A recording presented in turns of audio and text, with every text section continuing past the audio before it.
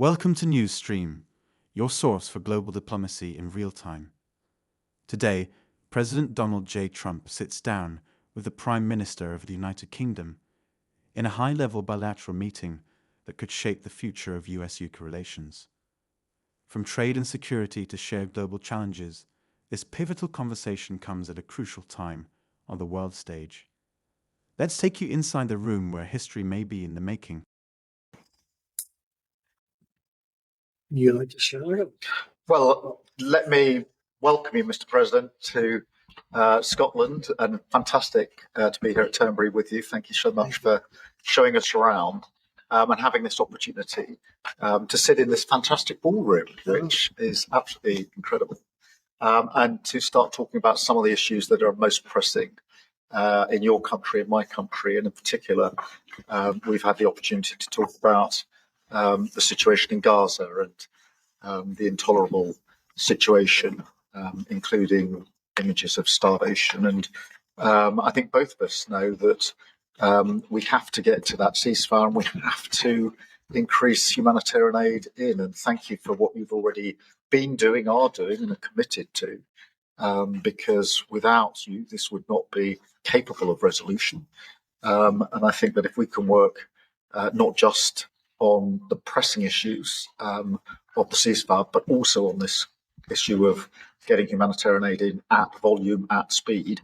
And then we've discussed a plan for what then happens afterwards. I think we can do our very best to alleviate what is an awful situation at the moment. So thank you very much for the discussion we've had so far and the discussion we're about to continue on that really important issue. But it's fantastic to be here. Thank you for your hospitality and to see this amazing golf course. I'll invite you to a football ground at some stage and we can exchange sports. It's been great being with you, and thank you very much, Mr. Prime Minister. And you've done a fantastic job with regard to the trade deal. You know, they wanted a trade deal here for years, many years, through many different terms of different people, and you got it done. So I want to congratulate you on that, and it's a great deal for both. It brings unity. We didn't need unity, but it brings us even closer together. I think it's good for both parties. We also discussed obviously Gaza, and I think before we get to phase two, which is what's going to happen afterwards, we want to get the children fed. We made a contribution a week ago of $60 million, all going into food. We only hope the food goes to the people that need it, because so much, as you know, when you do something there, it gets taken by Hamas or somebody, but it gets taken. But and we're prepared to help. We want to help. It's a terrible situation. The whole thing is terrible. It's been bad for many years.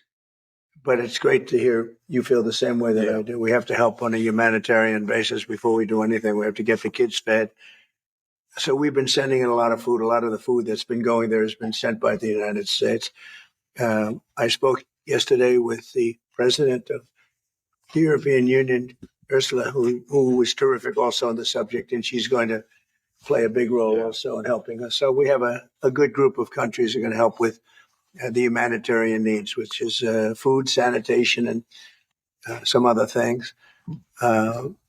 It's very difficult to deal with Hamas. As I said, we got a tremendous amount of hostages out, but it would take place in drips and drabs. You'd get 10, you get 5, you get 2, you'd get 10, 12.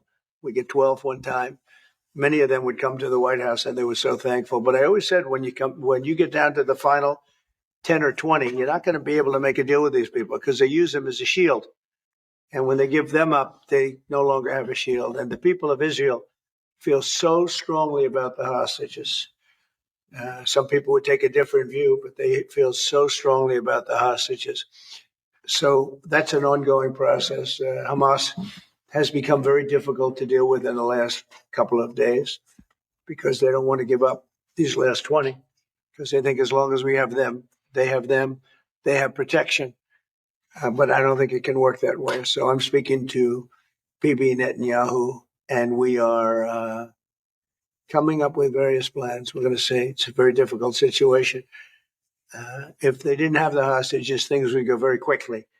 But they do, and we know where they have them in some cases, and you don't want to go riding roughshod over that area because that means those hostages will be killed. Now, there are some people that would say, well, that's the price you pay, but we don't like to say that. We don't want to say that. And I don't think the people of Israel want to say that either, which is pretty amazing. A lot of people would say, just get it done and whatever it is. You could also say speed might be better for the hostages. You go through, with speed, you may have a better chance because they're in deep trouble. They're in deep trouble. You saw October 7th, and you saw what the damage and the horror that they committed. People can't forget that. They tend to forget it, but they can't forget. That was one of the most evil things I've ever seen. And you just cannot forget that. So we're very much involved. The Prime Minister's involved. I'm involved. And I think I can speak. We just signed a very big trade deal, the biggest of them all yesterday, right? And the European Union is very much involved in wanting to help with the Palestinians in terms of getting people fed. But the area of Gaza, another way of defining it is the area of Gaza. It's a very troubled place, and it has been for many, many years. It has been for many decades. So it's not like this just happened. This has been going on for a long period of time. So that's it. Our hearts are in the right place. We have some good news because the recent war that you just saw, they just announced, I see, the newest of the 5. Now this would be 6 that we've stopped. I've stopped 6 wars in the last.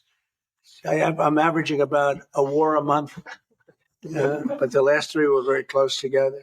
India and Pakistan and a lot of them. Congo was just, and Rwanda was just done. But you probably know, I won't go into it very much because I don't know the final numbers yet. I don't know. Numerous people were killed, and I was dealing with 2 countries that we get along with very well, very different countries from certain standpoints. They've been fighting for 500 years, intermittently. And we solved that war. You probably saw it just came out over the wire. So we solved it through trade. I said, I don't want to trade with anybody that's killing each other. So we just got that one solved. And I'm going to call the 2 prime ministers who I got along with very, very well and speak to them right after this meeting and congratulate them. But it was an honor to be involved. And that was going to be a very nasty war. Those wars have been very, very nasty. So we've done a lot of good work. We've had great support from the prime minister. Anytime we needed help, anytime we needed any form of support, you've been there. We appreciate it very much. And we're going to continue onward. We do have to take care of the humanitarian needs on what they used to call the Gaza Strip. You don't hear that line too much anymore. You don't hear the Gaza Strip, but it is the Gaza Strip. And it's amazing. It's not being handled a little bit differently.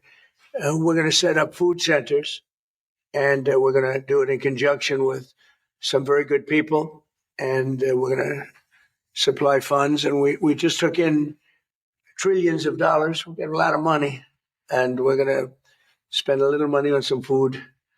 And other nations are joining us. I know your nation's joining us, and we have all of the European nations joining us, and others also have called, and they want to be helpful. So we're going to set up food centers and where the people can walk in and no boundaries. We're not going to have fences, and they can't. They see the food from 30 you would say yards away, and they see the food. It's all there, but nobody's at it because they have fences set up that nobody can even get it. It's crazy what's going on over there. So we're going to work very closely together with your country, a great country. We also discussed inside that we are, there's a whole new thing happening with regard to energy from nuclear. And the prime minister's looking at that very strongly. And I know you have Rolls-Royce nuclear plants. That sounds pretty good, right? I love that. What a great brand that is. But you're also doing the Rolls-Royce or the nuclear plants, the smaller plants.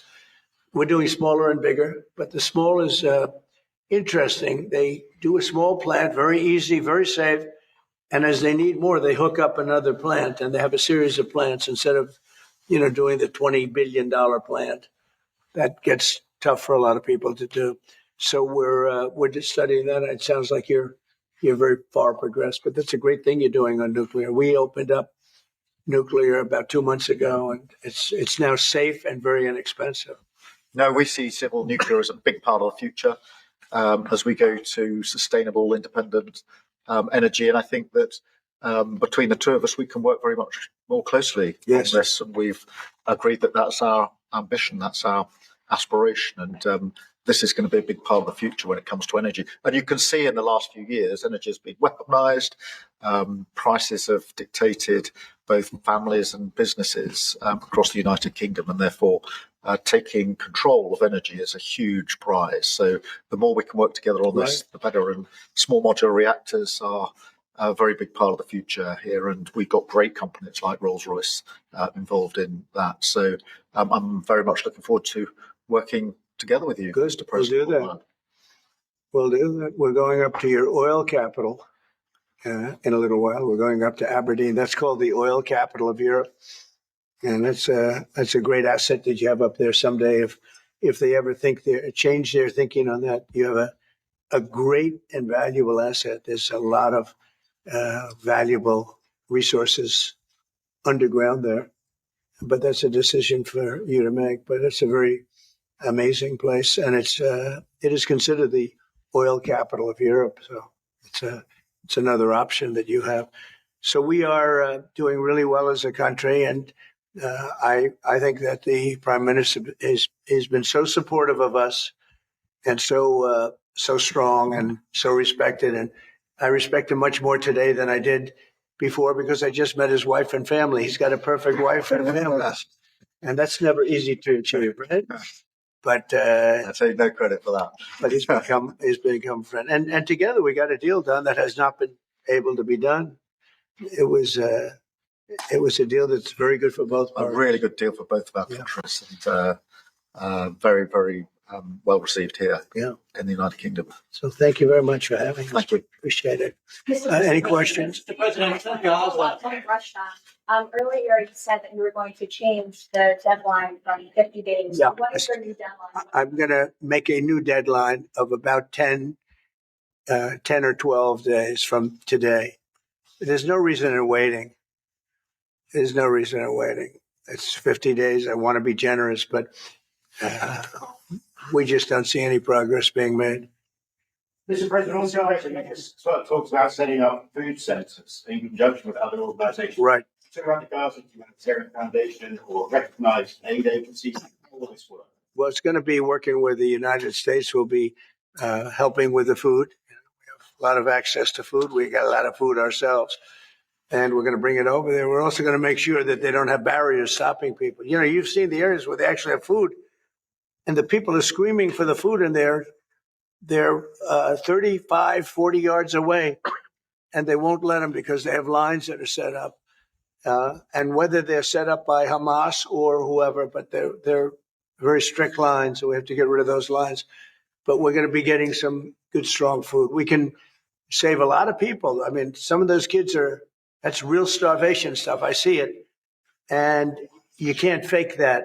So we're going to be even more involved. We did some airlifts before, some airdrops, and the people are running for it. And the Prime Minister is going to help us. They're very effective with that. You've done that before, and for many, they've done that for 100 years very well. So it's not very hard to do, actually. Yes. President, you say you love Scotland, the most Scottish president ever in the White House. Is there a better deal to be done for Scotland, for Scottish industry, and the deal that you've done with the Prime Minister? Whiskey, for example. Well, I have great love for Scotland. My mother loved Scotland, and she loved the Queen. I don't know. I might hurt myself by saying that the monarchists are going to like it. Some other people, but she loved the Queen. Whenever the Queen was on television, she wanted to watch. And she would come back religiously. She'd come back to Scotland once a year with my sister Marianne, primarily, and sometimes my sister Elizabeth also. But they love this part of the world, And, we're talking about the Isle of Lewis. We're talking about serious Scotland. That's serious Scotland. There was no doubt about it. So, yeah, it gives me a feeling, it's different. You go to another country, you have no relationship to it. You get like maybe the head of the country or something. But it's different when your mother was born here, Stornoway, right in Stornoway, a beautiful little place. So is there a better deal to be done for Scotland, for whisky fleets? Because of your love of Scotland, is there a better trade deal to be done for Scottish businesses like whisky? Well, I assume when we do our trade deal overall, a lot of it comes to Scotland, I hope. Maybe all of it should go to It's a very Scotland. good deal for the whole United Kingdom. We're already achieved great things under the deal, and we'll achieve even more as we work together. A lot of it is going to Scotland. I mean, I do know that, but we're dealing with the UK, but a lot of it comes to Scotland. And, I was very particular. This is a part of the world I want to see thrive. It's going to thrive. Mr. President, back to Gaza. You talk about Hamas stealing food and stealing aid. What responsibility does Israel have for limiting aid to the region? And if I could ask a follow-up to the Prime Minister, what pressure can be put on Israel? Is that something that you and the United States could work on together? Israel has a lot of responsibility. They're hampered by the fact that you still have 20 hostages or so. And the people of Israel are very concerned about the 20 hostages. It's very interesting. You could say they could be more concerned about retribution than the 20 hostages, but they really want the 20 hostages to survive and live to make it. Many of the hostages came to my office in the Oval Office. And I was amazed I would ask them the question, was there any sign of love? Was there any sign of when you were a hostage and you have all of these people from Hamas around you, sometimes 100, sometimes 10, sometimes 2, but you're a hostage and you're being stored in a pipe. It's not even really, a cave or it's a pipe, a little pipe. And some said they didn't think they were going to make it because they were losing air. There wasn't enough air, and they'd open up the pipe just in time, but they didn't do it on purpose. They just happened to open it. They got lucky. But I said, did they ever wink at you and say, like, don't worry, you're going to be okay? Did they ever give you some extra food, even if it was a piece of bread? Did they ever give you anything during that time? And some were there for 400 or 500 days now, right? It's a long time, a year and a half, more than that. And not one person said there was any love from anybody. In other words, you have hundreds of people. And you see it in the movies where somebody's a prisoner and somebody's helping. You even see it with Germany, where people would be let into a house and live in an attic in secret. You see signs of stuff. I said, did you see anything like, did they wink at you? Did they say, don't worry, you're going to be okay? I ask that question all the time. I've never received one answer that said, yeah, they really wanted to help. No, the hatred is just incredible. So the access to food issue, what more can Israel do? The Prime Minister as well. Well, I think Israel can do a lot. I will say that Iran, I think, interjected themselves in this last negotiation. Can you imagine the beating they took? We wiped out their nuclear possibilities. They can start again. If they do, we'll wipe it out faster than you can wave your finger at it. We'll have to do that. We will do that gladly, openly and gladly. Iran's been sending out bad signals, I'll tell you. For a country that just got wiped out, they've been sending very bad signals, very nasty signals. And they shouldn't be doing that. They shouldn't be doing that. They were talking about things that they shouldn't be talking about. They were interviewed on a recent show, and the foreign minister saying things that he shouldn't be talking about, shouldn't be saying. And I think they got involved in this negotiation, telling Hamas and giving Hamas signals and orders, and that's not good. That's not good. I would say, look, we need to get the hostages out. They've been held for a very, very long time, and we must always start from there. But also recognise the situation on the ground in Gaza is absolutely intolerable. And I think that certainly speaking for the British public and myself, seeing those images of starving children in particular are revolting. And there's a sense of revulsion in the British public at what they're seeing. And they know, and we know, that humanitarian aid needs to get in at speed, at volume. Yes, some can be airdropped, and we're working with others, with the US, with Jordan on that, but the trucks need to get in because that's the only way you can get the volume in. And we do thank the President for the work he's done to try to get to a ceasefire, which we desperately need, but also to put aid in to the region. There needs to be much more of that. We need to galvanise other countries in support of getting that aid in. And yes, that does involve putting pressure on Israel because this is a humanitarian catastrophe now. We also need to look beyond that situation to what then happens in the event of a ceasefire, which is desperately needed. And that's why I'm really pleased that we're having a discussion about what a peace plan would look like after that, the component parts of that. And we have to be really clear at this point that Hamas can play absolutely no part in any future governance in Palestine. And that's and in Gaza. And it's really important that we're clear about what triggered this, who took the hostages, and calling out Hamas for what they are, which is a terrorist organisation. But I think today the focus has to be on getting that humanitarian aid in. Mr. President, will the UK avoid your pharmaceutical tariffs and will it happen before August the 1st? Well, we'll be announcing on pharmaceuticals sometime in the very near future. We have a very big plan on pharmaceuticals. We want to bring a lot of the pharmaceuticals back to America, where they should be. If you look at COVID, it sort of taught us a lesson. We were getting our pharmaceuticals from other countries. We almost didn't make any. We used to make them ourselves, and we're going to want to be making a lot of them ourselves, all of them in a sense. But you also have a good pharmaceutical business. We'll be dealing with you on pharmaceuticals also. And we certainly feel a lot better with your country working on pharmaceuticals for America than some of the other countries that were. With the relationship we have, you would not use that as a cudgel. You wouldn't be using it as a block. But we're going to be announcing sometime very soon, I think, pharmaceuticals are our whole thing. And the companies know. And drug prices are going to be coming down very substantially in the U.S., very, very substantially. And that'll happen very soon. Mr. President, we can all sense your frustration. No, go ahead. Hold it. We can all sense your frustration with Vladimir Putin. Yeah. Do you think he has been lying to you about his intentions in Ukraine? Well, I don't want to use the word lying. All I know is we'd have a good talk. And it seemed on, let's say, 3 occasions, it seemed that we were going to have a ceasefire and maybe peace, and you divide it up and you do whatever you have to do that obviously to get to the end.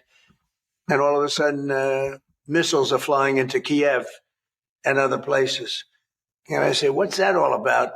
I spoke to him 3-4 hours ago, and it looked like we were on our way. And then I'd say, forget it, and I'm not going to talk anymore. This has happened on too many occasions, and I don't like it.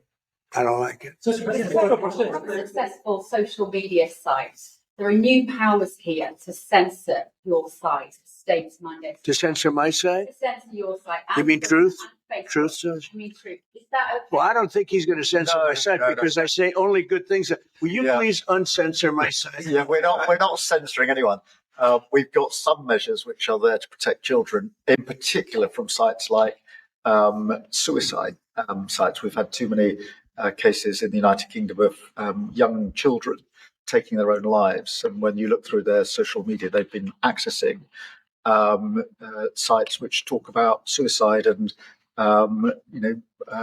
encouraging, if you like, children down that road. And that is what we want to stop. Nothing about censoring free speech. But this country is the proud, free speech in this country has been for a very long time. We're very, very proud of it. We will protect it forever. But at the same time, I personally feel very strongly that we should protect our young teenagers, and that's what it usually is, from things like suicide sites. I don't see that as a free speech issue. I see that as a child protection We issue. actually passed a bill in Congress, headed up by my wife, actually, which was to pull bad stuff out having to do with children, because it is a problem. but I cannot imagine him censoring Truth Social. That's more of a very political, and it's been a very big success. Not going to happen. And I only say good things about him and his country. So if they censor me, you're making a mistake. I'm going to give my ambassador the job, make sure it's not so. I had not heard. You're a big investor in this area, Mr. President. Say it? You're a big investor in this area. To put it mild, like this ballroom that we built from scratch. Do you worry, though, about the risk of increased taxes here? Will that stop investing? And do you have a message last night on the soccer to the English Lionesses who won the European Trophy? So I think that I have a theory that low taxes bring growth. We just passed a big tax cut bill, the biggest bill in the history of our country, actually. And one big beautiful bill. I used to call it the Great One Big Beautiful. We took the word great out, but it's actually called the One Big Beautiful Bill. It's essentially a very large tax cut bill for everybody. And our country's pretty soon, I think I can say it right now, our country has never done better. We had a country that was dead. It was dead 6 months ago, a year ago. Leaders from NATO, we had a very successful meeting at NATO. Your prime minister was there. It was an unbelievable love fest with all of those countries. And they agreed to go 5% and all the things. So very smart to do. But many of the leaders said, essentially, they said, your country was dead 1 year ago. 1 year ago, we had a dead, and we did. We had a dead country. We had a president who didn't know where the hell he was. We had horrible, horrible people running our country. I think they were sick people, actually, sick. You talk about censorship. Those are big. That's all they did was censor, and they didn't know what to do. And they had high taxes. They wanted more tax, total censorship, transgender for everybody, men playing in women's sports, everything bad they wanted, and they still do. That's what they still do. That's why they're down at 15% or something. I saw it today, the lowest that the other part of the Democrats have ever been. But no, I find that when you lower taxes, you get growth. I will say this, and the prime minister hasn't been here very long, in all fairness. I think he'll be a tax cutter. But I find that as we cut taxes, we did more business. Yeah. In my first tax bill, we cut taxes from 39% down to 22%. And we ended up at the end of the first year, when it was still a little raw, we ended up taking in much more revenue than we did at 39%. It was pretty amazing. And we're taking in a lot of revenue right now. And this was an additional tax cut. So I find, for whatever it's worth, tax cuts are very good. Mr. President, moved up the deadline. It's now 10 or 12 days. Is the sanction the same that you're going to slap 100% tariff on anybody who does business with Russia? So what I'm doing is we're going to do secondary sanctions unless we make a deal. And we might make a deal. I don't know. You don't know. It's we've done so many peace deals. This is the one I started out with. And, I know President Putin called me. He wanted to know if I could help him with Iran. I said, no, I don't need your help with Iran. I need your help with Russia. And so that's the one deal that continues to linger. And, we're losing 5,000. They're losing. I'm not losing. You're not losing. But 5,000 Russian and Ukrainian kids a week are dying. And that's not mentioning the people that are dying also in towns where, he's lobbing missiles into certain towns like Kiev. And he's got to make a deal. It's too many people are dying. It's a really bloody war. And the 5 is now, they're really telling me that number is obsolete. It's like 7. It's terrible. So you have 7,000 Russian and Ukrainian soldiers dying every single week for no reason whatsoever. So you would think, based on common sense, you would think he'd want to make a deal. We'll find out. No communication with publicly. Have you had any other community channels conversations with the Russians reiterating this? In what? Reiterating this new pressure and deadline. We're going to have you're the press. I'm reiterating it to you. I'd say 10 to 12 days. I'll announce it probably tonight or tomorrow. But there's no reason to wait. If you know what the answer is going to be, why wait? And it would be sanctions and maybe tariffs, secondary tariffs. You know what a secondary tariff is. And look, the Russian, I don't want to do that to Russia. I love the Russian people. They're great people. I don't want to do that to Russia, but this thing, they're losing a lot of Russians. They've lost 1 million Russians. And that's the, sons, that's the sons and daughters of Russian families. They leave the house, they go, bye, mom, bye, dad, and then they get blown away. And Ukrainian too. Look at Ukraine. It's a disaster what's happened there. But it continues to go on. As you know, we made a deal where the European Union is essentially involved, but it's NATO, and we're supplying weapons to NATO. NATO's now paying because the United States, because of Biden's in for $350 billion, the European nations are in for about $100 billion. Should be the opposite way, by the way, because we have a big ocean in between. Should be the opposite way. But I think that eventually something's going to happen. It should happen fast. So many people are dying. When I settled out with Congo and Rwanda, they lost almost 8 million people. And it just made so much sense. And if I didn't get involved, they wouldn't have done it. They weren't even thinking about settling it. It was just going on forever. And nobody could go into those territories because they'd get killed. They'd get killed.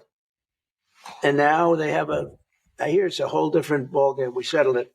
This is one that should be settled. Russia, Ukraine.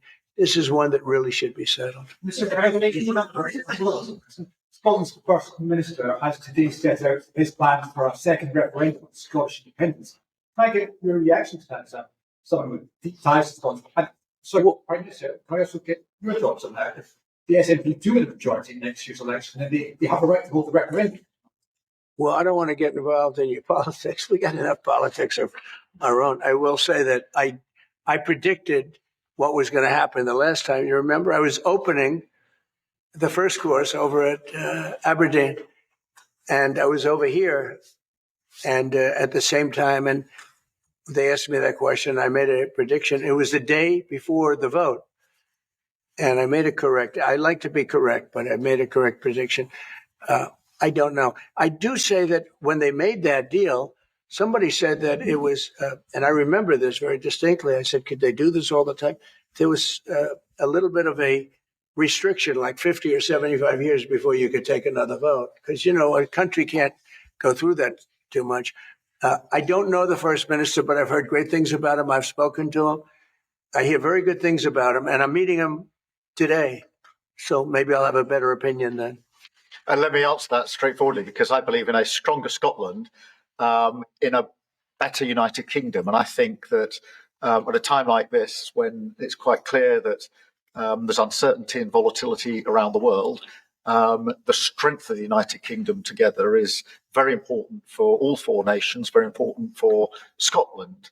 And that should be our priority, that should be our focus, not on the politics, which feels like the politics of yesteryear now, at a time like this. And I think that the First Minister should probably focus more on his delivery in Scotland than on his constitutional issues, and we might have a better health service in Scotland. But at a time like this, I think the United Kingdom is always stronger as four nations. I think that's better for all four nations. I think that's how strong Scotland is stronger.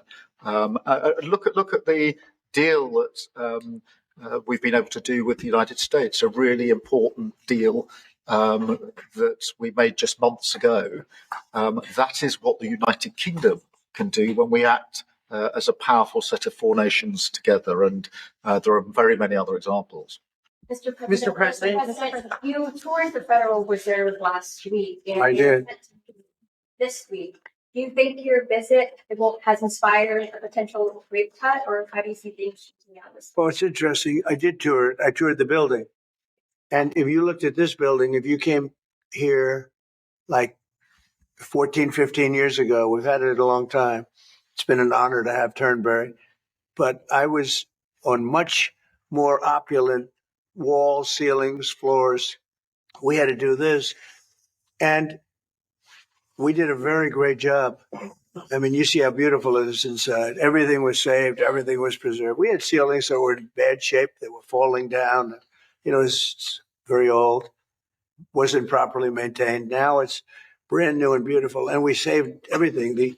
If you really think here, you took a look and you were sort of commenting the coloring. Now this is a brand new building, but if you look outside, it's equally opulent and beautiful. And we didn't do that by spending, hundreds of millions of dollars in surrounding a railing underneath the area that you're painting. I mean, I've never seen anything like it. Brand new, beautiful plywood, very expensive, wrapped around a figurine or a railing to preserve it. But you don't have to do that. You can just wrap a cloth. They call it a blanket. And you don't even have to do that if you're careful when you're doing the ceiling. But I don't know what they did. They'd take down a ceiling and put up a new ceiling. And the new ceiling had no opulence to it. Or they'd fix the ceiling. But I would say that all I need is a good plaster and a can of paint. And, they spent $3.9 billion. And I spent a lot of money too, but it's I'd say 3.8 billion less, meaning I spent probably $100 million making this place incredible. And you were saying a lot of that was local trades.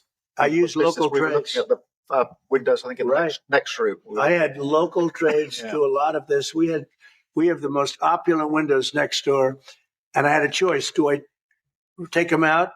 And, they've suffered through 125 years of storms. You have very big storms in this area. When you have a storm, you have a storm. We do it properly. And they made it, barely, but they were in bad shape. So I had some local people come up and we looked at them. You have some great craftsmen here, I think is what you're getting at. And they said, sir, honestly, they've had it. We can copy it and do it much better. And they did. If you take a look at the windows in the various dining rooms, they're magnificent. And they're new. And they're much better looking than what was there. Same exact look, other than a much higher quality. And they're local people. I used a lot of your local people. You have really great local tradesmen here. Yes. But do you foresee a rate cut this week? Do you expect a rate cut, meaning a tax cut? Oh, I think he has to. You had 11 cuts. In Europe they had 11 cuts. In other places they had 10 or 11 cuts. And we had none, but I'm not going to say anything bad. We're doing so well, even without the rate cut. With the rate cut, it would be better. It affects our housing a little bit. Look, we should be 3 points lower. Each point is $360 billion. Can you imagine that? That's big numbers. Each point, 1 point of cut, is the equivalent of $360 billion in savings. That's big stuff, Those are big numbers in the U.S. Everything's big. He should cut. A smart person would cut. He leaves very soon, so it's like one of those things. But I'll miss him greatly. I'll miss him. Turnbury, if I may, have you or will you enlist the Prime Minister in your effort to bring the Open back to Turnbury? The Prime Minister, you described this beautiful course. Do you agree with the President that it's time to bring the Open back to Turnbury? Well, as you know, that's not a matter directly for me. That's for the sporting authorities. But look, I mean, it is first time I've been here. It's absolutely magnificent, both inside and out, and looking at the courses itself and the building. It's incredible. But the decision on the Open is not a decision for me, as you'll understand. I should just pick up on the earlier question, because I for one, will say congratulations to the Lionesses. Last night, our women's football team won the Euros, defended the Euros, I should say. It's a big story. Which was a really big success, and the mental and physical resilience that they showed was quite incredible. So it's a big deal. There's a lot of bunting out today and tomorrow to celebrate them bringing that cup home. Did you get the chance to do any planning for the upcoming state visit, and how does that work? Where would you stay? And thinking about this? Well, I'm looking forward to it. It's never been done before, twice. We had our original at Buckingham Palace, and now I guess we're going to Windsor. Yeah. And it's never been done. And I'm a big fan of King Charles. I've known him for quite a while. He's a great guy, great person. He looks really well to me. He looks great. So we look forward to coming over. It's going to be, it was one of the most beautiful evenings I've ever seen. I hate to say it, but nobody does it like you people in terms of the pomp and ceremony. True. And I look forward to being here with the ambassador. Our ambassador is a very, very successful man who just wanted to do this. And I said, how are you going to be able to do that? And he's so committed to, the relationship between the countries. But he's a very great guy and a very, very successful man. So I very much thank you for doing this. No, thank you for the honors. Mr. President, About what? Will you visit London during the state visits? I will. I'm not a fan of your mayor. I think he's done a terrible job, the mayor of London. But the nasty person, I think he's done. I think he's a friend of mine, right? No, I think he's done a terrible job. But I would certainly visit London. Yeah. So MP Nigel Farage has asked Parliament to be recalled when you're there. Well, I like Nigel. I mean, Nigel, as you know, is a friend of mine. Nigel's done very well. He's a friend of mine. And Keir's a friend of mine. Well, Parliament's in recess at the time, but look, I do want to be clear. This is an unprecedented and very special state visit. This has never been done before, and there'll be many elements of it that have never been seen before. So this is going to be a historic occasion, and we're all very much looking forward to it. And I was very, very pleased to be able to put forward the invitation when we were at the White House earlier this year. So this is not just a state visit. They're always incredible occasions, and this is an unprecedented second state visit. So you can imagine just how special that's going to be. The fact that it's never been done before, and that's because it's non-consecutive, and it's the only reason it could be, made it even more interesting, frankly. So it's going to be great. And being with Charles, Camilla, and everybody I've gotten to know because of 4 years and now 6 months, I've gotten to know a lot of the family members. They're great people. They're really great people. And in that sense, I think that the UK is very lucky. You can have people that weren't great people. I don't know if I'd say that, but you could have people that weren't. But we're very lucky to have our royal family. Absolutely fantastic. So we really look forward to that. As far as Parliament, if he wants me to speak in Parliament, I'll do it. Okay, but it doesn't have to be then. It could be some other time. Maybe we should save it for another time. We'll let the one visit speak for itself. But anytime, if I could be helpful, I would certainly do it. Thank you. Mr. President, with the EU deal, are you considering to get the hostages out of their ceasefire? Well, there are a couple of alternatives. Some are pretty strong, but the most sensible alternative is talk and negotiation. But I said a long time ago, at a certain point, they're not going to be talking because they're going to lose their shield. The hostages are a shield for them. They did horrible things on October 7th. And the hostages are a shield. And I said, you're going to get down a number, and the number is going to be at a point where you're not going to be able to get them back unless you're going to be very energetic, or to put it a different way, unless you're going to be very ruthless, violent. It's a bad situation to be in. Very bad. Mr. President, with the EU deal last night, you talked during the campaign about President Putin respecting you and helping you have a relationship with him. Do you still feel that way, that respects to you, considering the conversations you've had that have been really nice? Yeah. I've always gotten along with President Putin.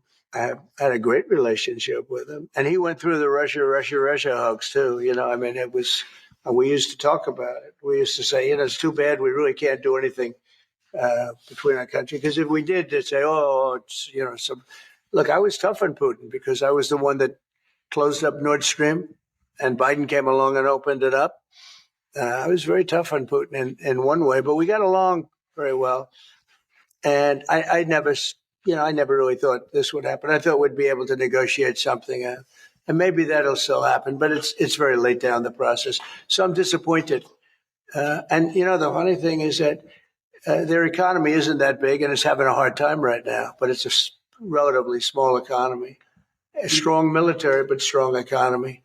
And it used to be a strong economy. Now it's not.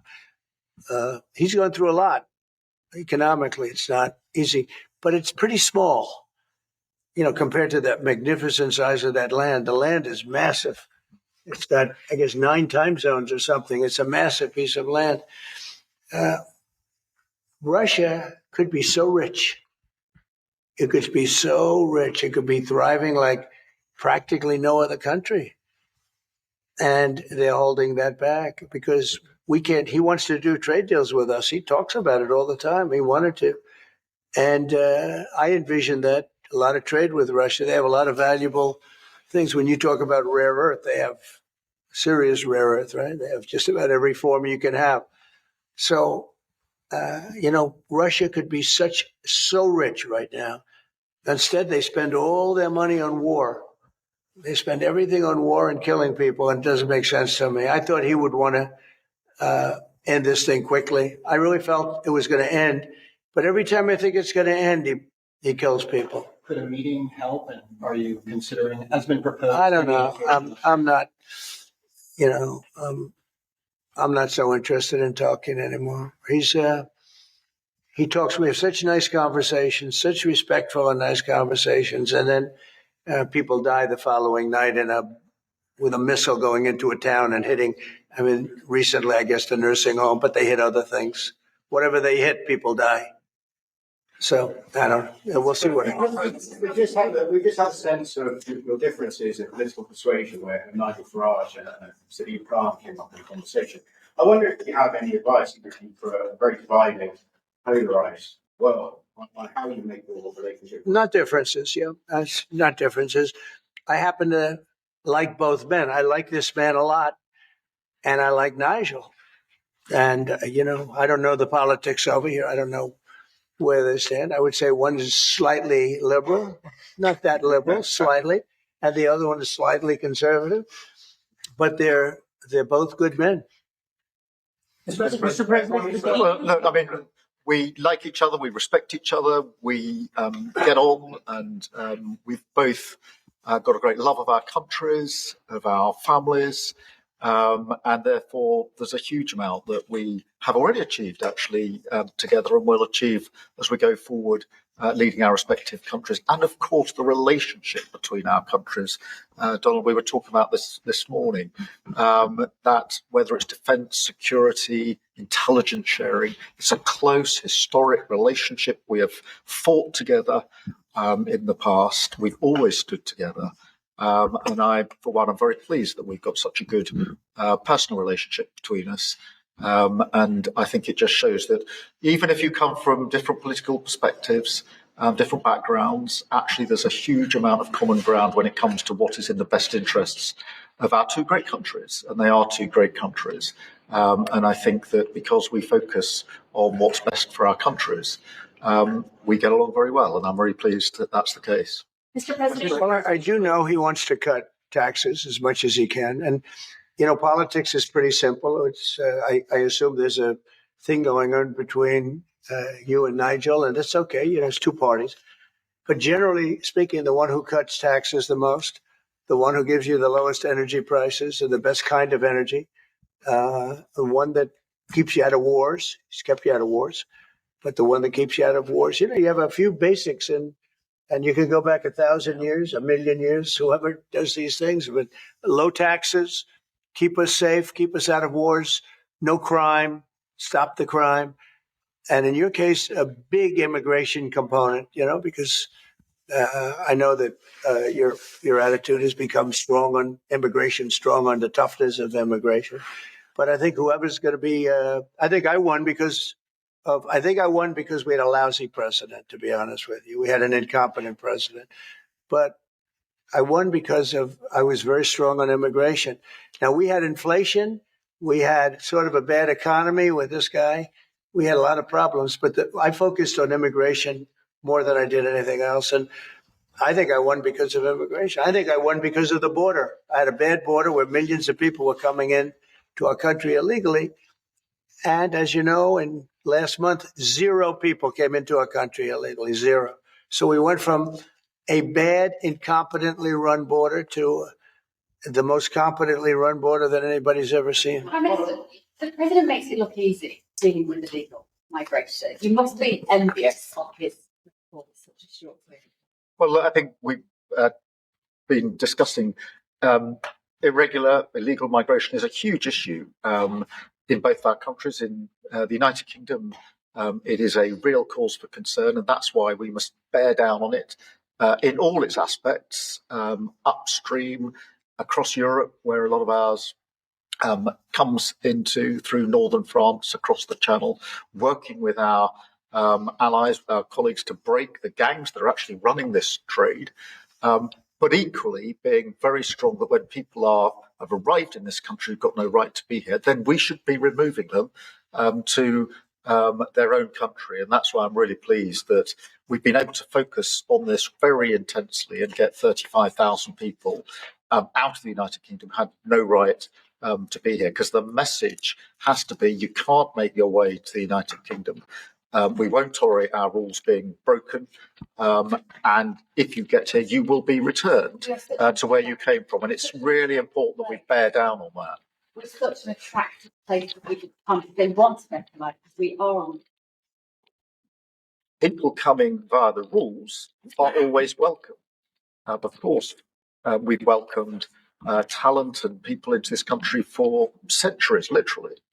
But what the British people will not tolerate is those that break the rules, those that come through irregular routes. And that's the really important distinction here.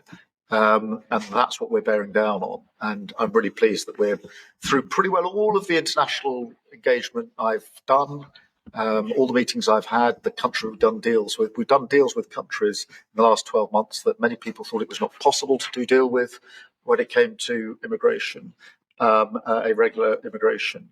And we've returned thousands of people who've got no right to be here. And that, I think, is, for the British people, we're a reasonable, tolerant country where people are coming lawfully to contribute to our communities, to our country. Then, of course, they're welcome and have made a great contribution. But what people will not tolerate is those that are breaking the rules. And that is an issue of today, but it's a very British thing. We are people who respect rules. We don't approve of those that break rules. I can say, though, that I had one of the greatest victories, they say the most consequential in 129 years. So I don't know about that, but it was pretty close. And we won all of the swing states, which never happens. We won the popular vote by millions of votes. We won, tremendous electoral college sweep. And I believe I did it more than anything else because of my strong stand on immigration. And I don't think this country is any different in that sense. I think it's a big factor. And it is with a lot of the European countries. Some of the countries have lost their way and they have tremendous crime because of it. I mean, you had countries with no crime that now have tremendous crime. And you know the countries and I know the countries. And so I think it's a huge factor in any election, not just this election, but in any election. I think the one that's toughest and most competent on immigration is going to win the election. But then you add low taxes and you add the economy. He did a great thing with the economy because a lot of money is going to come in because of the deal that was made. But I think that immigration is now bigger than ever before. Mr. President, your Treasury Secretary is meeting with Chinese trade. Right now. Right now. Having received an update, do you expect a deal when these talks are over, especially with the August 1st? Yeah. No, they're meeting right now. And, we have a good relationship with China. But China's tough. And like you're tough, we're all tough. Yes. But we're going to see what happens. We just concluded our deal with Japan. It was very good for everybody. We're making, great deals. We're making deals that are good for us, but we want them to be good for everybody. It's important. It's sometimes I'll do something that I shouldn't do because it's not very important for our country, but it's very meaningful for the country on the other side. And I'll let them have that point because it's very important for them. So I don't know, but we've made a lot of deals in the last couple of months. And then ultimately, as you might as well know, we're going to just, because we have, you have 200 countries, more, but people don't know that you got a lot of countries. And I wouldn't want to sit down with 200 people and have to deal the way he was calling me all the time. We want this, we got to have that. These are tough negotiators. These are, look, they're smart people, they're tough negotiators. They know what they want. And, but we're going to be setting a tariff for essentially the rest of the world. And that's what they're going to pay if they want to do business in the United States. Because you can't sit down and make 200 deals. But we've made the big ones. We just finished Indonesia. They opened up their country. We just finished Japan. They opened up their country. Japan opened up the country. They were totally closed. They opened up to our cars, even to rice. Rice was a big deal. They would never take anybody else's rice. They're taking rice. But they opened up their country. Philippines, we just finished. They opened up their country. They were very closed. I'd love to see China open up their country. So we're dealing with China right now as we speak. Yeah, we're dealing with China right now. The deal you've got with the UK is better than one with the European Union. Is that because you think Brexit was a good idea for this country? No, look, we have a very special relationship with this country. Like, my mother was born here. And not only born here, loved it. She'd come back, I told you, religiously every year. And she'd go up to Stornoway and see her relatives. But she loved the country. Yeah, that probably it always has an impact. Always has an impact. But, Germany has a new leader, and I think he's terrific. I think you like him too. Yeah, I think he's terrific. My father was born in Germany. Or his parents said, we're just out. But so you have a lot of feeling for this part of the world. I do. I want to see this part of the world do well. Germany, Scotland, the UK. I want this part of the world to do well. All of the nations. You do feel a certain. You have a warm feeling toward a part when your parents are born essentially here. And I think maybe it's slightly different. Maybe it's not. I don't know. But maybe it's slightly different. Mr. President, I'm going to completely rule out a pardon for Ghislaine Maxwell from Landon. Is that something you would ever consider, and why? Pardon for who? For Ghislaine Maxwell. Well, I'm allowed to give her a pardon, Yeah, but nobody's approached me with it. Nobody's asked me about it. It's in the news about that aspect of it, but right now it would be inappropriate to talk about it. So, Mr. President, your opposition to offshore wind is well known in Scotland. Wind is a disaster. But in Scotland, across the UK, wind farms. I know, it's a shame. It's not his fault. I used to tell Alex Salmon. Have you spoken to the Prime Minister, and will you speak to the first? Well, all I can do is give my way. Look, wind is the most expensive form of energy, and it destroys the beauty of your fields and your plains and your waterways. And look out there. There's no windmills, but if you look in another direction, you see windmills. When we go to Aberdeen, you'll see some of the ugliest windmills you've ever seen. They're the height of a 50-story building. And you can take 1,000 times more energy out of a hole in the ground this big. This big. It's called oil and gas. And you have it there, the North Sea. This big, that nobody would even see. You can take 1,000 times more power. Because the wind is intermittent, it doesn't work. It's extremely expensive. All the windmills are made in China. They used to be Germany and China. Now they're mostly in China. They all come out of China. They say that the blades, which are carbon fiber, you can't bury. Oh, okay, you can't bury. What are you going to do? Dump them in the ocean someplace? Because they only last a certain period of time. And remember, a windmill has a life of 8 years, especially when they're out in the salty sea. And they start to rot and to rust. You're going to have to replace them. It's very hard to replace them. Wind needs massive subsidy. And you are paying in Scotland and in UK and all over the place where they have a massive subsidies to have these ugly monsters all over the place.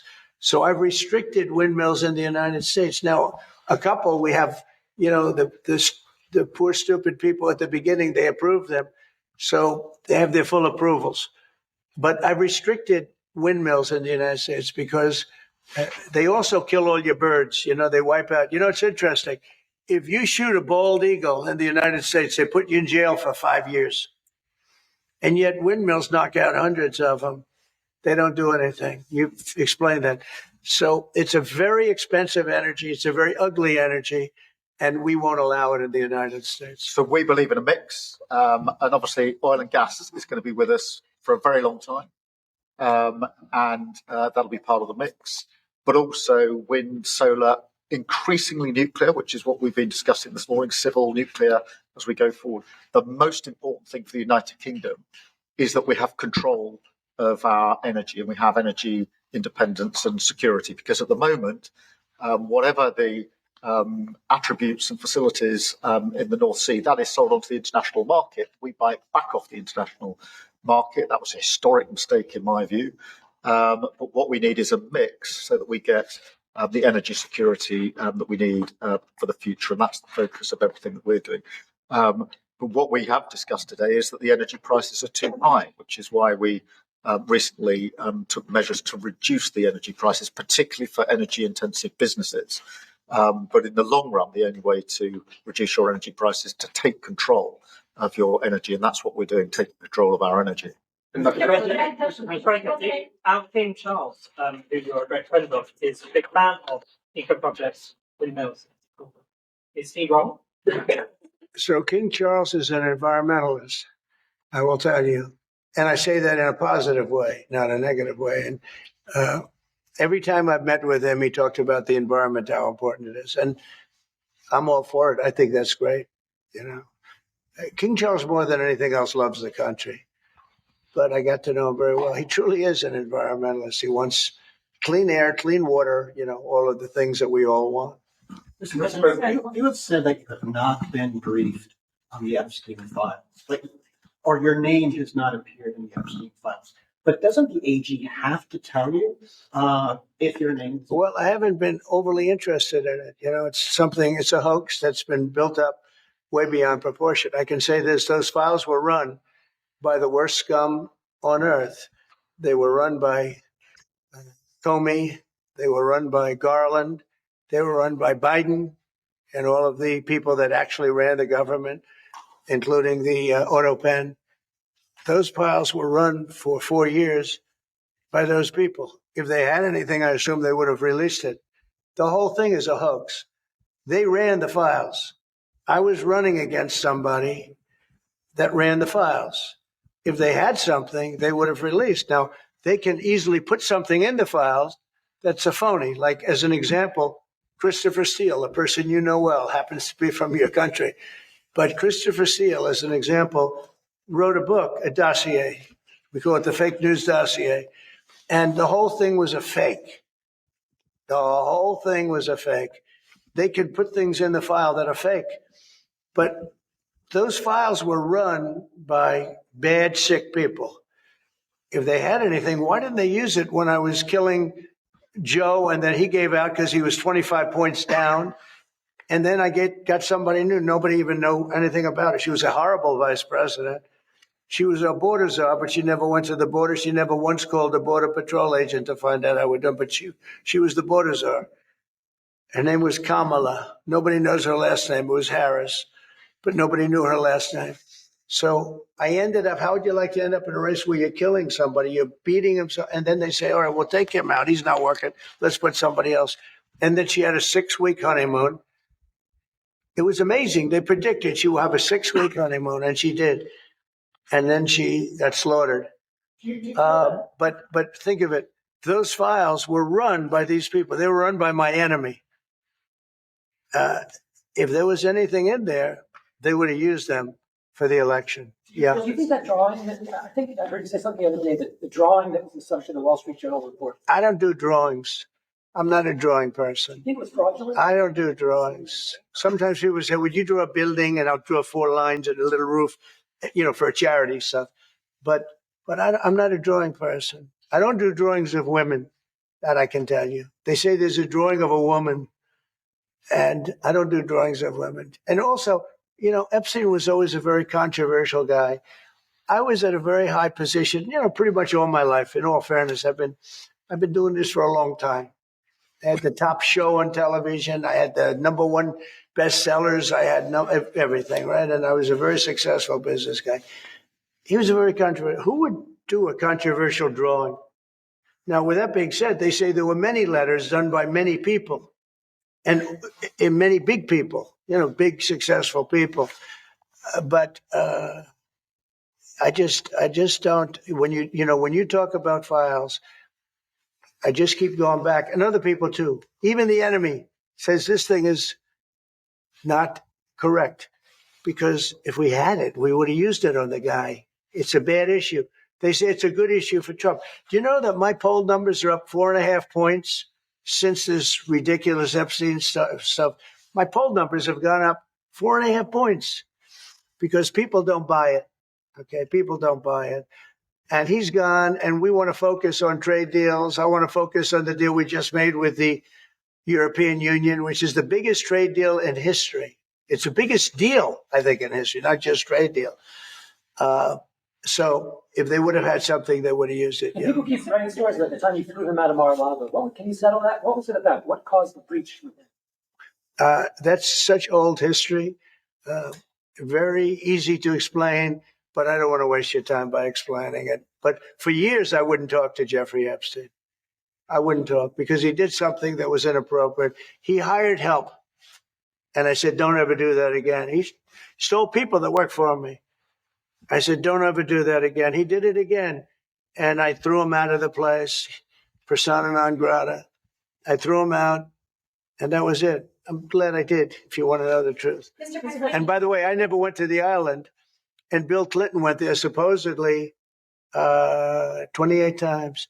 I never went to the island, but Larry Summers, I hear, went there. He was the head of Harvard.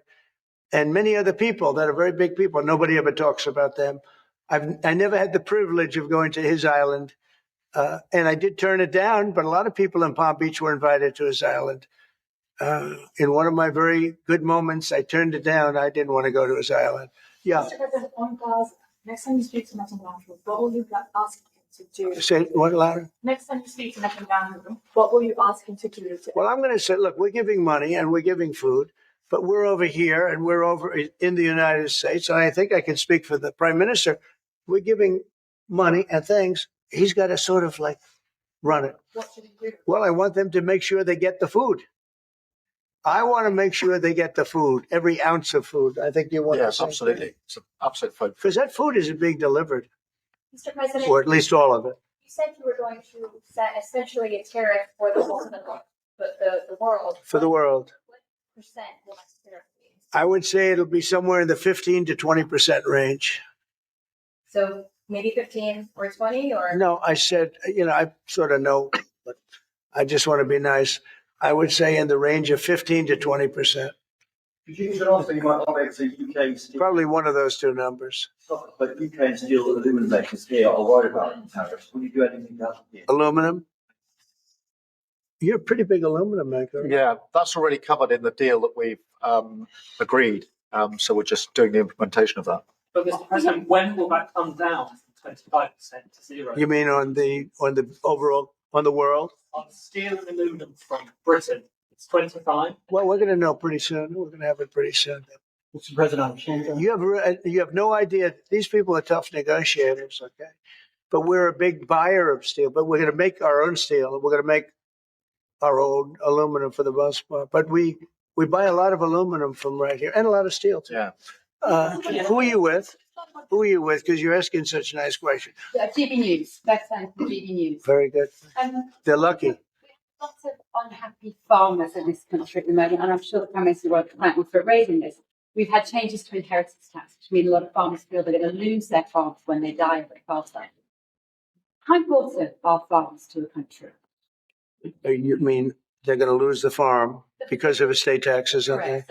So what I've done, they're cash poor, but they have great. I know, well, they're cash poor. They're land rich and cash poor. A lot of people are. I've had that too. Sometimes I'm land rich and cash. Sometimes I'm cash rich and land poor. I like it both ways, but as I get older, I like the more conservative route. So I did something that I don't know if you can do, but it was great. I love our farmers. As you know, in our tax bill, we have a clause that's very important. We were losing a lot of farms to the banks because a loving mother and father would die and left their farm to their children or their child, but their children, their family. And they loved their family and they thought they were doing them a favor, but they had a 50% tax to pay. So the land would get valued and at a high number because some of the farms were valuable, but they didn't, they couldn't quantify it.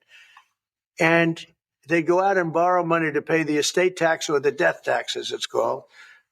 And they'd overextend and they'd lose the farm. And they'd commit suicide in many cases. We're seeing one.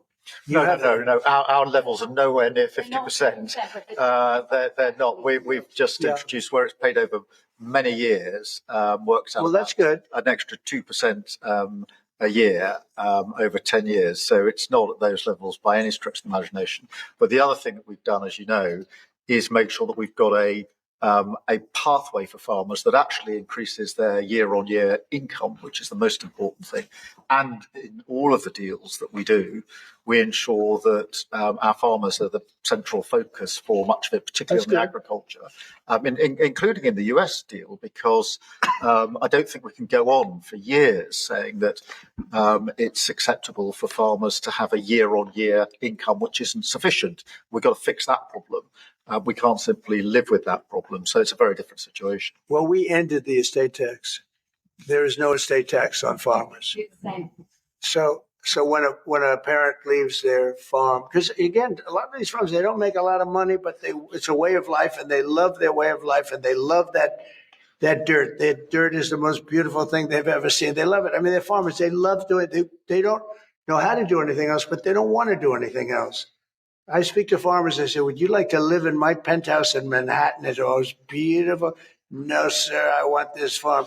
And what happens is, we were losing a lot of people to suicide. They'd borrow money to pay the estate tax, and they were not able to pay it. And some banks are ruthless. They wouldn't do anything, and they would end up committing suicide. We have totally ended the estate tax in those situations. So there's no estate tax. So when a parent leaves the farm to the kids, they don't have to worry about their local, possibly unfriendly banker coming in and stealing their farm.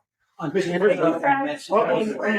migration. One of the top factors is migrants being housed in hotels and people in the local communities not being safe. Is that an appropriate place to house migrants? I don't like anything about it. They shouldn't be allowed in. Anybody illegally should not be allowed in the country. Thank you all very much. Thank you.